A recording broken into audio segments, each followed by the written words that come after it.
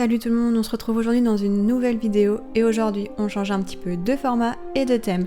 Aujourd'hui on se retrouve donc pour une vidéo sur le thème d'Harry Potter et on se retrouve pour parler des faux raccords dans Harry Potter à l'école des sorciers.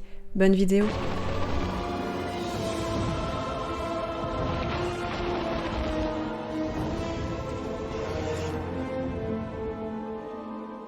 Pour le premier faux raccord de cette série, on peut regarder dans ce plan la coiffure de Dudley qui est plutôt désordonnée et qui sur le plan d'après est carrément hyper bien coiffée comme on peut le voir là.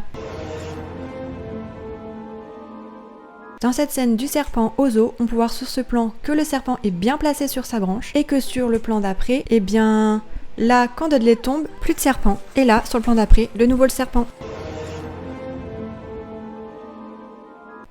Bon, pour ce faux raccord là, il va falloir m'expliquer. Soit c'est moi qui ai pas bien compris, soit en effet il y a vraiment un petit problème. Ils nous disent bien dans le film que la magie est interdite en dehors de l'école pour les élèves de premier cycle.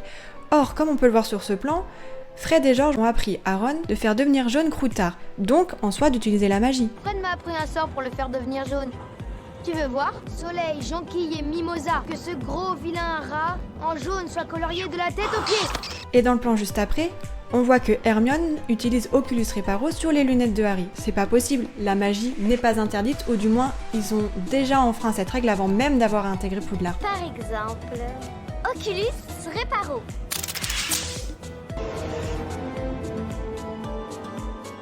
Ici, je ne dirais pas que c'est un faux raccord, mais pourtant, je trouve que c'est quelque chose à souligner, parce que oui, je n'ai jamais vu une liste d'appels aussi désordonnée. Pour moi, une liste où il y a des noms de famille quand on fait l'appel, par exemple à la rentrée, généralement et quasiment à chaque fois, c'est par ordre alphabétique, alors que là, pas du tout. Hermione Granger, Draco Malfoy, Susan Bones, Ronald Weasley, Harry Potter. Pour celui-là, je vous l'accorde, c'est très subtil et en plus c'est super rapide, mais je me devais de vous le montrer quand même. C'est que tout simplement sur ce plan, pour moi, j'ai l'impression qu'on aperçoit quand même les cheveux de Quirrell sous son turban. Et pour quelqu'un qui est censé être chauve et avoir Voldemort derrière, je trouve quand même que ça se voit. Dans ce passage, on voit que Ron a un super mauvais placement et notamment il s'en va carrément vers la mauvaise direction. C'est-à-dire que suite à l'appel de son nom et suite à son affectation à la maison de Gryffondor, on voit que Ron part sur sa droite. Or, comme on peut le voir sur le super joli dessin que je vous ai fait pour vous illustrer un petit peu le positionnement des tables, on voit bien que pour se rendre à la table des Gryffondor, il aurait dû partir sur sa gauche parce que là en soi, il devrait contourner tous les élèves de première année qui attendent d'être également appelés. Donc son choix est stratégiquement pas du tout bien choisi. Allez, pour le prochain, c'est un facile et je suis sûre que même vous aviez remarqué. À la suite de la scène où Harry est donc assigné à la table des Gryffondor, on peut voir qu'il s'installe du coup à côté de Ron, alors que sur le plan d'après, alors que la répartition des élèves dans leur maison est terminée et que le banquet va enfin commencer, on peut voir que Harry a tout simplement changé de côté de la table pour se retrouver à côté d'Hermione. Mais plus que ça encore, ils ne se retrouvent pas seulement à côté d'Hermione, en plus ils ont échangé leur place parce qu'ils se trouvent à côté de Percy, soit entre Hermione et donc Percy. Oui, en gros, on peut tout simplement dire qu'il a carrément pris la place d'Hermione et qu'Hermione l'a tout simplement dégagé un petit peu plus loin, histoire de lui laisser la place.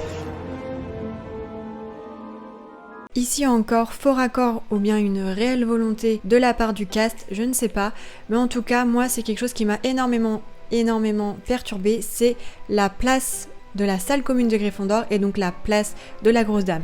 Dans le premier, on peut voir que les élèves et Percy se dirigent dans des couloirs et que le portrait de la grosse dame se trouve dans un couloir complètement vide qui laisse donc place à leur salle commune, alors qu'on peut voir qu'à partir du 3, il me semble, enfin du moins les images que j'ai trouvées sont à partir du 3, le portrait de la grosse dame se trouve directement dans les escaliers en fait, et les élèves arrivent dans la salle commune via les escaliers sans passer par des couloirs et des couloirs.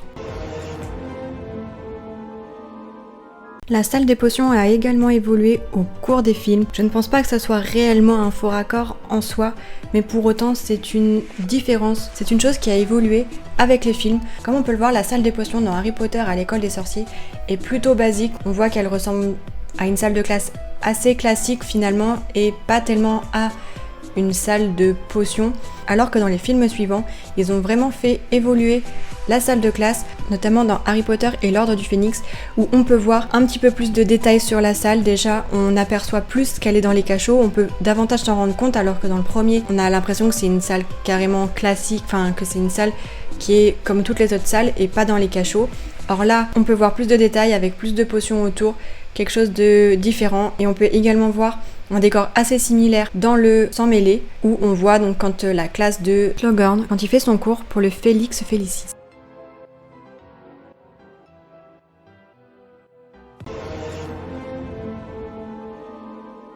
Allez, pour celui-là aussi, c'est pas un faux raccord, mais c'est un petit loupé sur les effets spéciaux. Je vous l'accorde, il est également pas simple à voir, mais bon, je vous le dis quand même, cette malle de Quidditch n'est pas si magique parce qu'en effet, on peut voir les vérins sous la malle qui font tout simplement bouger la malle.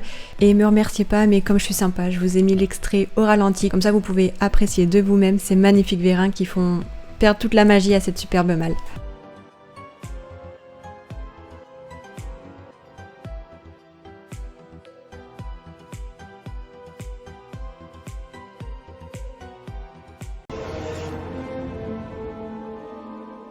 Ici aussi, c'est pas vraiment un faux raccord, mais plutôt un autre mystère des films Harry Potter. En effet, comme on peut le voir ici, le professeur Flitwick est plutôt âgé, et pourtant, dans les films qui suivent, le professeur Flitwick est devenu bien différent. Il a de la moustache, il paraît pas si âgé, il a des lunettes, bref, comme on peut le voir sur les images. Du coup, je me suis quand même renseignée un petit peu pour savoir pourquoi ce changement de look, alors que il n'y avait pas spécialement besoin. Et voilà ce que l'acteur lui-même a dit sur son compte Twitter. Quand le temps de tourner Azkaban est arrivé, il n'y avait aucune mention de Flitwick dans le scénario. Cependant, le producteur voulait que je participe au film. Il m'a donc demandé si j'acceptais de jouer le rôle du professeur de chorale. Bien sûr, j'ai répondu oui. Ensuite, quand le temps de tourner La Coupe de Feu est arrivé, le réalisateur Michael Newell a dit qu'il aimait bien l'apparence du professeur de chorale. C'est comme ça que ce personnage a ensuite pris le nom de Flitwick. Ici, on a plutôt une modification plutôt qu'un faux raccord, mais je trouve que le terrain de Quidditch a un peu évolué. D'ailleurs, je n'avais jamais remarqué, mais en regardant les images, le terrain était penché sur les côtés, enfin derrière les buts, vous voyez, et j'avais jamais remarqué que le terrain n'était pas plat. Ce que je voulais dire, c'est que le terrain, pour moi, a changé, surtout au niveau des gradins, et notamment entre le premier, donc les deux premiers et les derniers. Pour moi, les gradins, au début, on le voit bien, ils sont plutôt bas, et les élèves sont debout, alors que sur les images qu'on peut voir là, on voit bien que on a des places assises maintenant dans les gradins, bon, hormis que le terrain est vide, enfin qu'il n'y a pas les banderoles et qu'il est nu, on voit bien que là, il y a de la place pour s'asseoir, donc ils ont l'air bien plus larges. Pour moi, ils ont l'air plus hauts également, mais voilà pour moi les petites différences. Pour celui-là, je suis désolée, mais quand vous allez savoir ça, vous ne regarderez que ça à présent, parce que la cape d'invisibilité n'est pas si invisible que ça. On voit le bout vert en fait, et du coup, on voit que ça. Je vous remets au ralenti parce que là, ça va bien trop vite. C'est sur ce plan-là, et c'est juste là, comme on peut le voir, avec la flèche. Alors ici, pour être honnête, je sais pas trop par où commencer, parce que c'est pas en soi un faux raccord non plus, mais plutôt une incompréhension ou une erreur, on va dire, dans l'histoire. Déjà, est-ce que vous repérez un peu la scène ? Vous savez, c'est la scène où Malfoy est venu poucave à McGonagall, comme quoi le Golden Trio était chez Hagrid de nuit et qu'ils n'avaient pas le droit de se balader en dehors du château la nuit. Bref, voilà, c'est ce moment-là. Et en fait, il s'avère que quand on suit le film, enfin du moins c'est comment moi je le comprends, pour moi ils partent en retenue directement après en fait. Donc là ils sont dans le bureau de McGonagall et pof, Rusard vient les chercher pour les emmener à Hagrid pour la forêt interdite. Alors que dans le livre, c'est pas du tout indiqué comme ça. Dans le livre, on le sait bien, c'est bien plus tard, il y a d'autres chapitres entre, alors je me rappelle plus trop ce que c'est les chapitres parce que ça fait super longtemps que je l'ai lu, mais je trouve ça dommage en fait parce que là on a l'impression vraiment qu'ils partent en retenue direct alors que c'est pas spécialement le cas dans le livre. Après je suis bien consciente que dans les films on peut pas tout mettre, donc je pense que c'est pour ça que ça a été fait comme ça. Bon, ici, nous sommes au niveau du chien à trois têtes, quand Harry, Ron et Hermione vont donc chercher la pierre philosophale. Donc on voit bien dans cette scène le moment où Ron, Hermione et Harry se dirigent vers la trappe sous le chien à 3 têtes et on voit que au moment où le chien se réveille, eh bien il bave allègrement sur l'épaule de Ron. Juste là, un bon molar bien dégueu, bien blanc, bien gluant, vraiment dégueu. Et cette scène me fait très rire parce qu'il y a vraiment que Ron pour aller mettre les mains dedans. Bref, et donc déjà pour moi on voit plus trop la bave sur la scène d'après, mais alors à ce moment-là quand il tombe dans la plante, il n'y a plus rien, sa chemise est hyper propre, hyper nickel, alors que quand même le chien lui avait lâché un sacré molar bien visqueux. Allez, dernier point, et pas des moindres, on va parler baguettes. Oui, parce que c'est quelque chose qui m'a extrêmement choquée. Les baguettes sont quand même des objets qu'on a hyper industrialisés suite à la saga. Et pourtant, entre le premier et les derniers, les baguettes ont extrêmement changé. Alors effectivement, je pense qu'au début, ils s'attendaient pas à ce qu'il y ait autant d'engouement autour de la saga. Ils se rendaient peut-être pas compte qu'ils allaient devoir produire des baguettes et que les fans allaient y porter une telle importance. Alors que finalement, si. Donc là, quand on voit dans la scène chez Ollivanders où il essaye la baguette, on voit bien que la baguette est très simple. On peut bien distinguer les détails de cette baguette qui est vraiment très simple. Il y a pas le détail en fait tel qu'on peut la connaître aujourd'hui. Donc là, on voit bien que la baguette est voilà, j'ai pas d'autre mot que simple. Alors que on la connaît quand même très bien et là je vous ai sorti du coup les photos officielles de Noble Collection, donc autant vous dire que c'est les photos les plus officielles qu'on pourra trouver des baguettes. On voit bien tous les détails, on voit bien qu'elles sont quand même bien différentes. Même constat pour la baguette d'Hermione. Dans la scène là, d'ailleurs elle est blanche sur le manche alors qu'elle n'est plus du tout blanche par la suite. Et la baguette d'Hermione est reconnaissable parmi 1000 avec tous ces détails hyper beaux sur le manche qui remontent même sur le long de la baguette. Et d'ailleurs, dans les films qui suivent, on peut la voir aussi. On voit très bien, très distinctement tous les détails de sa baguette qu'on n'a pas dans le premier. Donc pareil, je vous mets les photos.